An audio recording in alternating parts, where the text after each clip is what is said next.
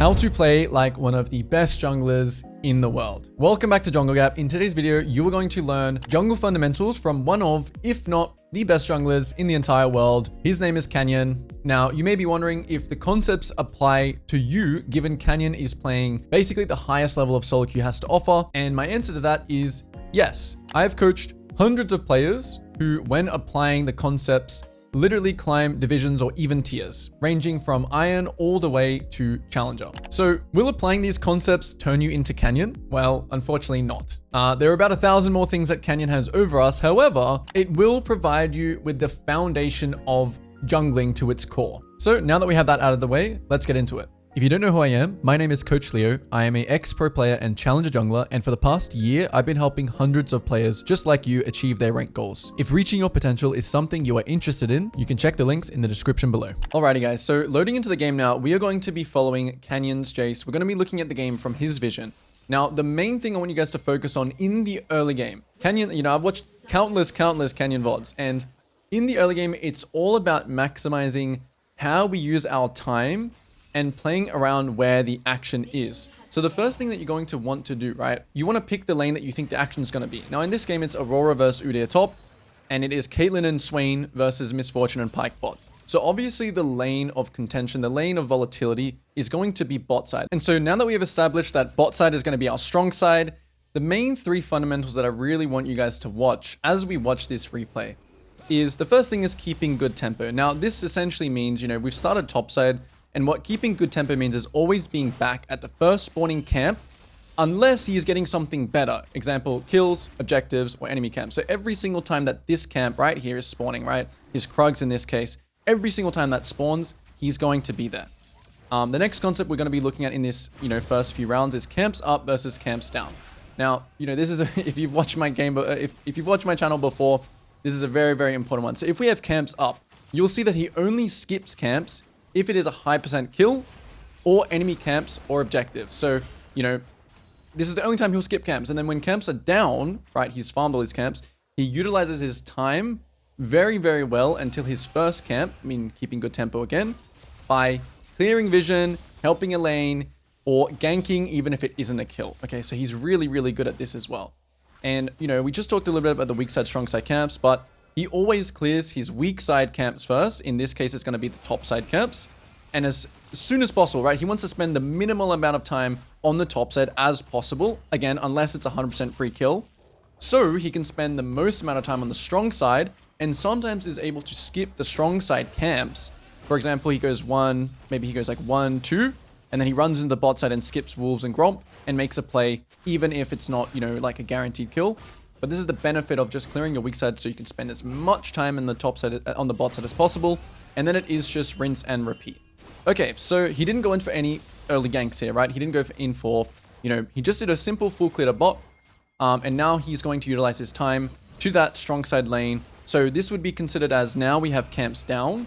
And so now, he'll play for things like Scuttle. He will play for things like Vision.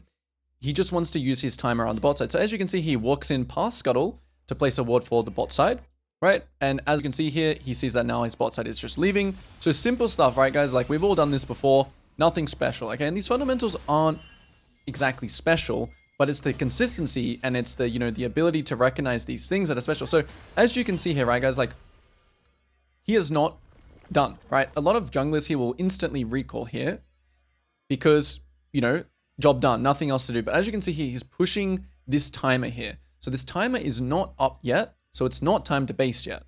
And in this case, now we see, so this is his vision, by the way, again, we only have the red side vision. So his play is not done yet. He's pushing the limits of looking for the top crab. Then he recognizes that he doesn't get it. Again, he utilizes his time so well here by clearing this ward and immediately presses the base button as soon as this timer is coming up. So now his spare time is finished.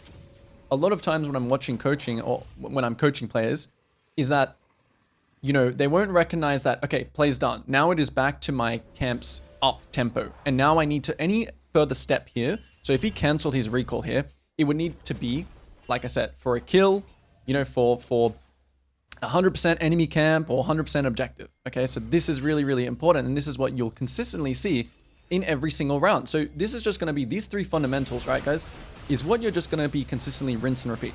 So here, right, if he were to ever get off one of these camps to go and gank mid, to go and gank bot, to go and gank top, in his mindset, it would be, oh, it is what I deem to think is 100% kill. And now, you know, you may not know what is 100% or what isn't 100% kill, right? And that's the joy of League. That's what makes jungling such a high skill ceiling. So he goes for this mid gank. So why is he going for this mid gank? He's skipping the Wolves timer, right? He's skipping going to his Wolves here. And the main reason for that is, if you guys can guess it, very good. His LeBlanc before is pinging Taliyah used flash. And obviously LeBlanc, you know, great gank setup. He is probably camera panned ahead of time. So to make things easier to know when to go to skip camps, right? It is very important that you have good camera panning. So as you're playing, right, you need to be looking, okay, am I going to go to Wolves next? Or am I going to go for this mid game? Okay, mid lane is trading. Their minions are in a good position. It's in a good position. I also cleared this ward before. So looks good. Let's go for it. And so he goes for this gank. He utilizes his flash. He knows that Taliyah has no flash. Great kill. So back to that fundamental.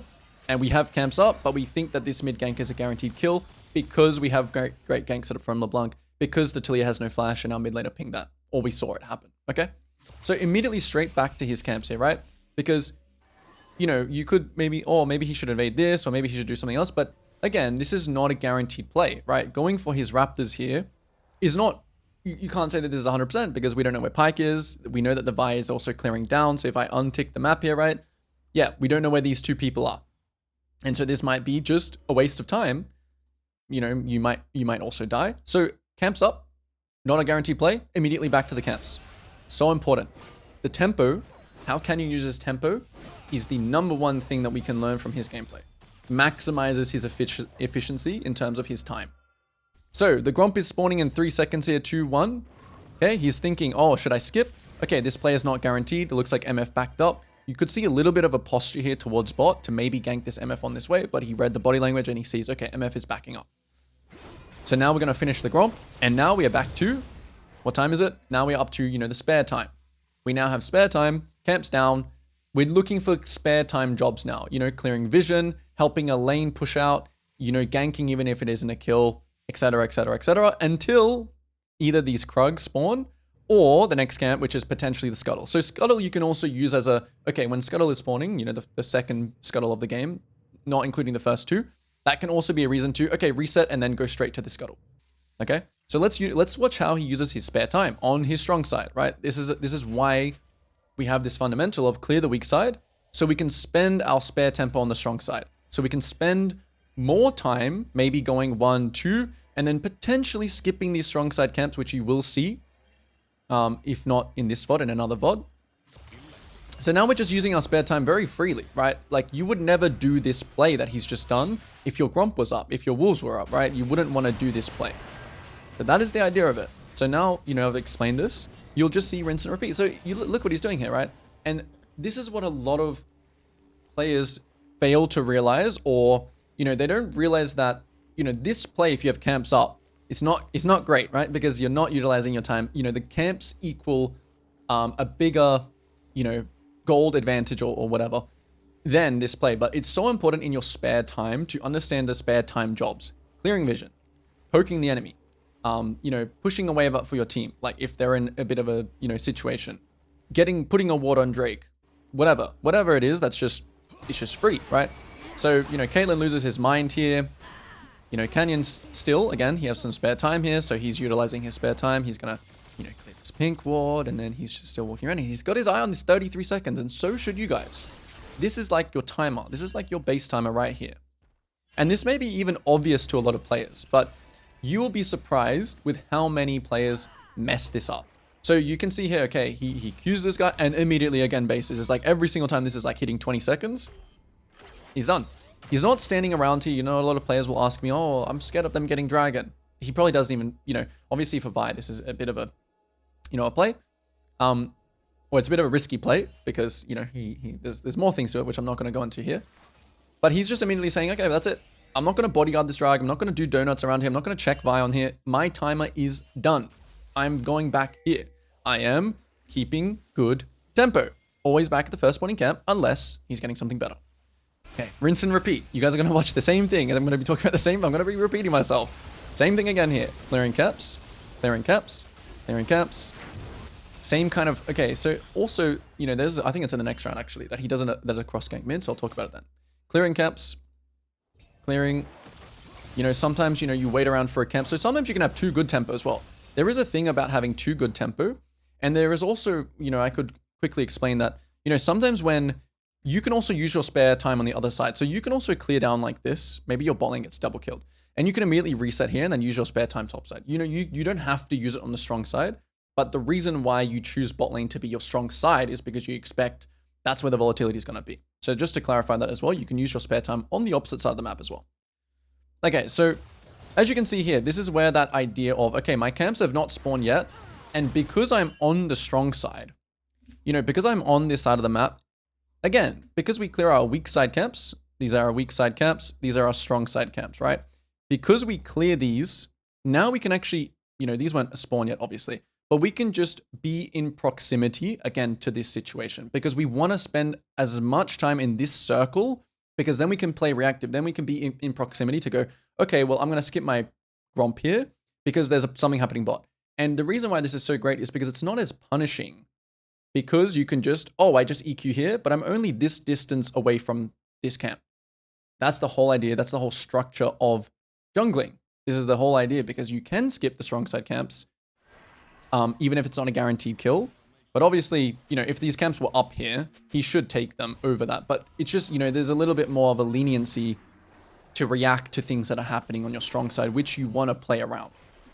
Okay, so then he immediately goes back to his camps, right? As soon as there's nothing, so you don't see him like going in here, clearing this pink. You don't see him doing anything extra on this play. He immediately is, camps up, time to farm. Time to go back to my camps.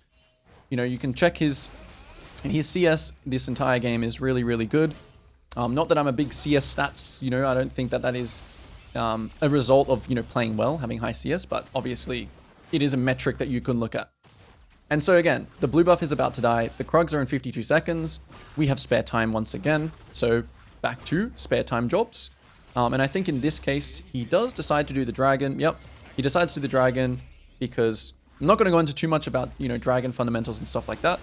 But it is, again, less punishing, right? If you do this dragon and the enemy comes here and forces you off, because guess what? This is just your spare time. So Vi, if enemy team, I mean, obviously he just expects, or he thinks that he has a big enough advantage here that even if the enemy team contests, that they will win the fight. That is just objective fundamentals. But back to the fundamentals that we're talking about, which is this is just spare time. And, you know, he could also be thinking, okay, I'm also trading the grubs because the Vi is going back to top side. As you can see here, Vi, match or trade fundamentals. If you know, you know. Vi says, okay, we don't win that bot fight, so now I'm going to trade up here. As you can see, Canyon now, that 15 seconds is coming up. He postures. So this little walk here, you know, it doesn't seem like much, but it is a great play. It is a great play simply just instead of recalling here, to recall here because he is posturing if the enemy bot lane show here that this play is 100%, this dive, right? And of course, this 100% dive overrides keeping good tempo because he expects that this play is 100%. So the posturing of the recall here is really great. It's not going to make him lose anything, even though he's going to be slightly to this, you know, to his Krugs late. It is worth it, okay? Because you don't want to be too early. You don't want to be too late. You don't want to be too early where you're waiting for the Krugs. You don't want to be too late where the enemy has a chance to take it. So as you can see again, yeah, he's a little bit late to this, but it is worth because he's posturing because the enemy bot lane, he's making the enemy bot lane lose all this CS. And in your games, right, people are not going to respect like this. People are going to die in this situation. And of course, this has a lot to do with the fact that we saw Vi going towards the grubs and that this dive, again, is 2v3. Okay, rinse and repeat. Here we go. You can see back to the weak side camps. Clears the weak side camps as soon as possible. Doesn't spend time here. Doesn't spend time killing this ward. Doesn't spend time helping the top laner. Doesn't do anything. Immediately clears his weak side. He wants to get to this circle. Now, he does go for a mid play. And, you know, I watched this game from his POV, so from his stream. And he was visibly upset, okay, when he went for this play. But obviously, his wolves are not up yet. So you can fit in little... Again, it's about maximizing your time. Don't wait for this, you know, wolf camp here. Go and EQ mid. Go and clear a pink ward. You know, you want to maximize that little efficiency of time wherever you can. But he was visibly upset here. He was. And that's just because he wasted time. He has to walk all the way around now. Now he's late to his, you know... he's late for his wolves and... You know, that's going to even happen to the best player in the world, right? So, you know, it can make us all feel a little bit better that he doesn't have perfect idea. Okay, but then, okay, this happens. Tilly uses flash, and now he's reacting to stuff. He's reacting to stuff. And you can see here that he immediately also doesn't want to run into top side. He wants to run to bot side because, once again, the weak side, strong side, camp, fundamentals. He's straight back to farming. Very, very efficient. If there's no free kill, I'm on my camps. So, spare time now. So, spare time jobs, right? He's just chilling here. He's not instantly basing. He's not being scared. He's playing around his strong side. He's clearing some vision. He's throwing some EQs. He's applying pressure. He's throwing some EQs here. He's spending some more time. So it's very, very, you know, almost robotic. Now, like I said, there's much more to this than just this. But, boom, clears the board. And guess what time it is? Base. But in this case, actually, right, you can see he was thinking of basing. You can see he was thinking of his Krugs here. But he deems this reaction as a, okay, I think I can get a kill here. Pretty likely. Not 100%, but, you know, he thinks it's pretty likely that I can get a kill. And obviously also the punish for this is, yeah, he wants to base. He wants to buy another Dirk here. But he's made the judgment call that he thinks that this situation of them diving mid or them being in this position is punishable. So when you're recalling as well, and when you finish a play like this is especially important when you're done, right? When you're done with your play, as you recall, have a look at what's happening, right? Have a look at what's happening in your proximity, because sometimes, you know, there'll be a kill for you and you need to just be aware. So, you know, a lot of jungling is about having this default gameplay, but what's really important is that when you see information, you are able to adapt. So his adaptability here is as well is good. And, you know, he thinks this is good enough. I don't even know if he gets a kill here or not. Nope, he doesn't get a kill. It's not too punishing because now he's just going to clear. This is really, really nice as well. Like even just a simple thing like this, right? He's getting involved in kills. Now he quickly clears his weak side. He doesn't look for anything more. Clear, clear, clear, clear, clear. And then immediately bases and it's back to his strong side. Boom. So, you know, now we're entering the mid-game stuff. And so before we get into the mid-game fundamentals, I want to show you guys another example of this. I'm just going to quickly speed through. You guys already know what to look for. You guys already know the concepts, but I just, you know, just so you guys know I'm not lying and this is just not one game.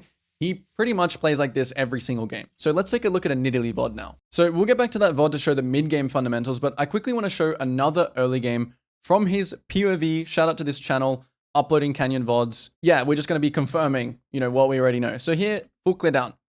Full clear down, using his spare tempo on the strong side, killing Scuttle Crab. Even here, just utilizing his spare tempo just to throw spears under the tower. There's a big wave. I think the enemy jungle in this VOD part the top side. We're not going to have the map in this replay, unfortunately, but again, it's just to show you guys that it's the exact same thing. So he uses his spare tempo to dive the bot side here. This is obviously a really, really nice play because even if he trades like 1-for-1 for Xayah or whatever, first blood or even, you know, denying Xayah, the wave is super, super impactful for the game. So it's not even like that great of a play. As I said, as we've been talking about, immediately bases, immediately goes back to the weak side camps, immediately keeps good tempo, doesn't waste a single second longer on that bot side because he knows when his timer is up and he's back to the Gromp, clearing his weak side camps as soon as he possibly can, not spending any time topside, even though topside matchup was Riven versus Mbessa, which he does go to in some situations. But as you can see here, you know, he's also just burned the enemy bot lane summoners. So that's another really, really crucial thing to look at when you do burn enemy summoners. This is also a reason why, you know, you path to the strong side, you gank the lane, you burn a sum, you reset, you clear your weak side camps, then potentially you skip your strong side camps, or you just clear again. So as you can see, he skips his Krugs here because, I don't know, they're not spawned yet. Throws a spear mid, looking to punish enemy sums. Great root, great spear, no flash, kill. So this is a really great example of, I know you can't see it, but he skipped his Krugs, right? He skipped his Krugs here, and, you know, that allows him to, did he actually get the kill here? Okay, yeah, he gets the kill. Now he goes back to his Krugs. So he doesn't immediately reset. Why? Because his Gromp is not spawned yet. So he goes, he doesn't really care. It's not about like syncing up Krugs in the next round or whatever. If the Gromp had spawned there, I would say he would have based and he would have just gone straight back to his Gromp. In this case, he's filling that spare time with another camp. He's filling that spare time again with just placing a ward here. You can see again how well he utilizes that spare time after he's cleared his camps. Now bases, back to Gromp, sees that the bot scuttle is up, but immediately just still goes back to Gromp. Now he actually goes for a weak side play. So he is thinking that this play is high chance. Okay, so whenever you go for that play on the weak side, this play, you know, you need to think, okay, this is high chance. Why did it fail? Oh, it failed because Riven has flash and my Mbessa missed ult, right? And of course, Nidalee is a champion that is a little bit more flexible. It's a little bit more adaptable. You really want to be kind of, you know, looking for those chance kills and being really opportunistic. But, if you're especially playing, more of a traditional jungler, it's really, really good to just do the weak side camps, into the strong side, play to your strong side, punish the no-sums, etc., etc. Again, clears down, clear, clear, clear, clear, clear, clear, full clear, spare time bot side. Sweeps in, so, another thing, right? When I'm doing coaching, a lot of people ask, is it worth to switch to sweeper? Yes, because the sweeper, right, when you get to this spare time jobs, it's important to have sweeper here to deny vision. Okay, why is it important to deny vision? Because if you deny the enemy vision, they have to play safe. If they have to play safe, you have pressure. If you have pressure, you have control. So very important that you have sweeper. And again, even though this gank doesn't lead to a kill, right? It's just about the fact of, okay, I'm using my spare time here to just pressure something. Now, maybe Jason Nidalee, right, are champions that, utilize poking and just being really annoying. But you can do the exact same things on whatever. On Volibear, on Jarvan, on Xin Zhao, on Fiddlesticks. It doesn't matter. Mundo. It's all the exact same thing. There's no real difference here. Now, because he has that pressure, because the Xayah is 1 HP, he chooses to start the Dragon here. Now, immediately after the Drake, doesn't look for any more plays, doesn't look to clear any vision, doesn't look to do anything more because the Gromp is spawning again. So he just watches, the Gromp spawns, and weak side camps into strong side, into skip, into scuttle, into playing on this. You see, rinse and repeat. You guys see the rhythm. You guys see the flow of the game, okay? So this is what it's all about. These three fundamentals right here. Keep good tempo. Camps up versus camps down. Weak side, strong side camps. Rinse and repeat. So let's get into the mid game now of that previous Jace VOD, because we're going to be talking about what the mid game is all about, okay? So we are right back where we left off to talk about the mid game. And now what is important in the mid game? We're going to be covering the fundamentals of always thinking about an objective to play for. This includes towers, and this also includes playing the vision game of getting us out of control. And of course, if you know, uptime, downtime, when to play with team and when to farm our own camps. This is basically the mid game in a nutshell, playing for an objective, translating your lead to skirmishes. In this situation, right, after he does his camps here, so around 14 minutes is generally when the mid game starts, because that is when, laners, the bot lane starts going mid and this kind of thing. So he is thinking about the next objective here, which is just Dragon. Simple, get the drag. And then we're going to be talking about the uptime, downtime. So, a little bit of things happen here. He ends up getting the Drake. And so why does he, obviously he has no camps up here in this situation.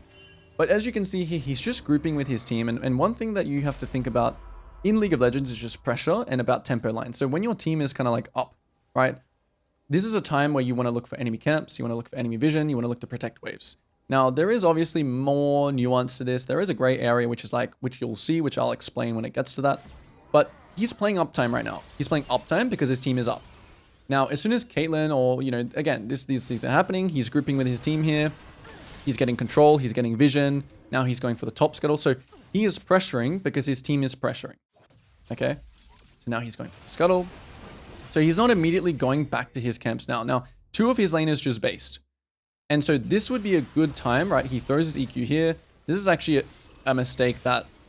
Oh no, he goes back to his camps, yeah. So there is a mistake that comes up, but as you can see here, when his Swain dies, when his team is in base, he's not really trying to fight really hard here, as you can see. Because currently it's downtime, so Swain makes a mistake. There's 2 people in base, so when there's people in base, or when people are dead, the enemy team technically can have more numbers. And this is a great example of when you should farm your camps. When your team is based or your team is dead, you should farm your camps. When your team is all up, like we saw before, someone's pushing bot, someone's pushing mid, we're getting control in the jungle. That is when you should look for enemy camps. That is when you should look for to clear vision. That is when you should look to play with your team. Okay, so those are the main thing. Think about an next objective, uptime, downtime. Okay, so let's speed through it. So yeah, he's playing a little bit, of course, the gray area of, he can look at the map and he can see, okay, well, I'm not in a killable position here. So he's only going for, these kinds of plays because they're just right in front of him. And also his team here, as you can see, when the Swain gets back, that is when it's going to be uptime again. Okay, that is when he can go with Swain. He can start the, the Rift Herald or something like that. Here, he just lands on some kills. The enemies just make mistakes. And now he's starting the Rift because 2 of them are dead. So another thing is that when the enemy is dead, you really want to look for what you can take. Because right now you have a free pass to take something because you have numbers on top side, right? So you don't want to just full clear here because technically, as you can see, we have pressure. 2 people are dead from the enemy. And if we draw some tempo lines on everyone, Swain's tempo line is here. LeBlanc's tempo line is here. Udyr's tempo line is here. Jace's tempo line is here. So we're all kind of pressuring. The reason why we want to pressure right now is because if the enemy decide to send 4 or 3 people to us, LeBlanc is gaining something. So League in the mid game is all a pressure game. It's all about playing around waves. And you farm, once again, when there's nothing else to do, or when your team is dead and you have less numbers on the map. That's when you farm your own camp. So I think, yeah, so he's playing pressure here. His Caitlyn is spawning now. The MF is spawning now. So the reason why he's not going for this play here, once again, is because it's downtime. The MF will always make it to this top play before his Caitlyn. So they can always have numbers here. Obviously, he has no idea where Vi is. I'm not sure if Vi actually just made a play bot. But it's not a good play. It's not a good time to play uptime. This is why he's not following his Swain in this situation.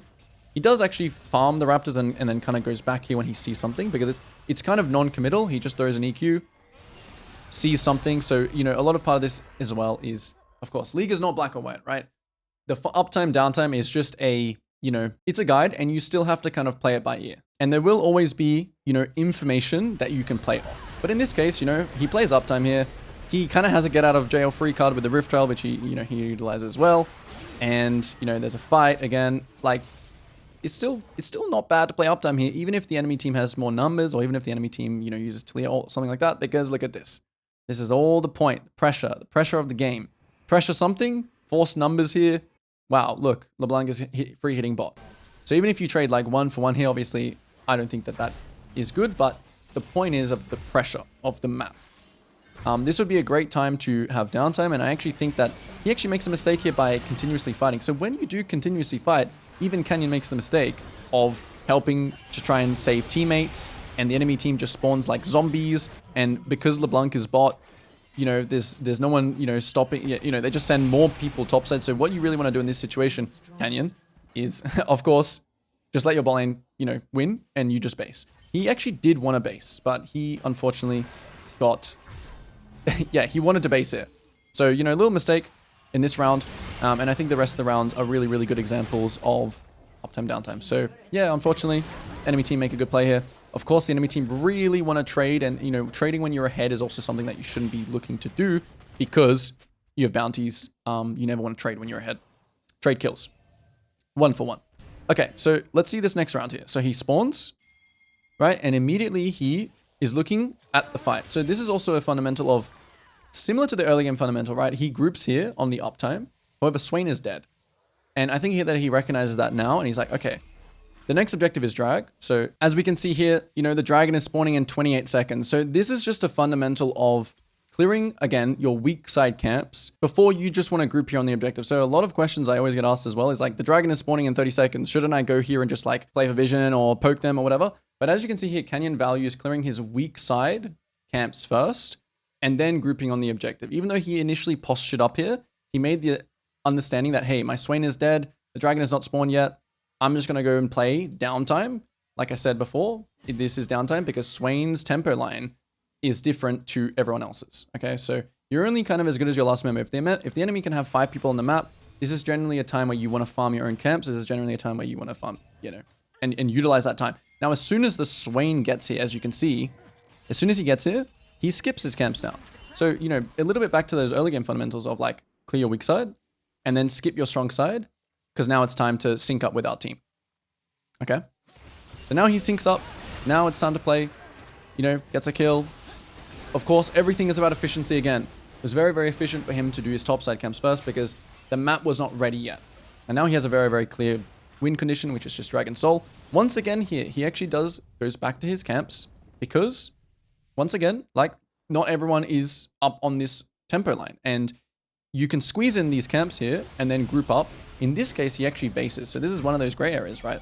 One of those gray areas where you can desync from your team, but the excuse is that you have an item that you want to play for. And in this case, he has his, what's it called? Edge of Night, right? He has Edge of Night here, so he bases, he quickly speeds out of the gates, and he's immediately into uptime. So this play right here, right? The reason why he's immediately running here. Next objective is Baron or top tower. And, you know, he doesn't have any camps to farm in this situation. But even if he had topside camps up here, he would obviously always be getting involved in this fight, you know, with his team. Translating your lead, your gold, your 3 items, you're really strong. This is something that you really want to get involved in. So too many times I watch junglers just farm and just keep farming. And you're not realizing that you need to actually find the opportunities to translate. So as you can see, he's not even overcommitting here, right? His Swain died, his LeBlanc died. He doesn't really have anything else to do here, but this is another downtime situation. But I think this is also just a minimized situation where he has nothing else to do. So he just actually trades, like right now, he's just looking for something else to do. This is kind of downtime. Obviously as well in this VOD, once again, he knows everyone's topside, he knows he's fairly safe. And, you know, he decides to fight here. So, you know, as Coach Leo says, Canyon, you should, you know, this is a time where you can sometimes just get bored because you've got nothing else to do, right? And as you can see, he gets punished for playing without numbers. Literally what I'm saying, he actually gets punished for it here. So, you know, as you can see, even the best players in the world still have these basic fundamentals to work on. And like I said, these are fundamentals you're going to work on forever. Forever you're going to work on these. So what should he have done? Of course, he should have just accepted that, you know, he was dead here, or that his team was dead here. He shouldn't have been probably here. He had to just get Raptors and get out, and then he should just play downtime and just farm his topside camps. And so I'm going to wrap the video up here. This is basically all I wanted to cover in the mid game. This is what the mid game is all about. The rest of the game is basically just these concepts, playing around Baron, playing around uptime, farming your camps on downtime, or basing or syncing up with your team in downtime, playing around the Soul, playing around the win con, translating your lead to the fights. If you're able to learn something from this video, consider dropping a like, leave a comment, and I'll see you guys all in the next video. Peace.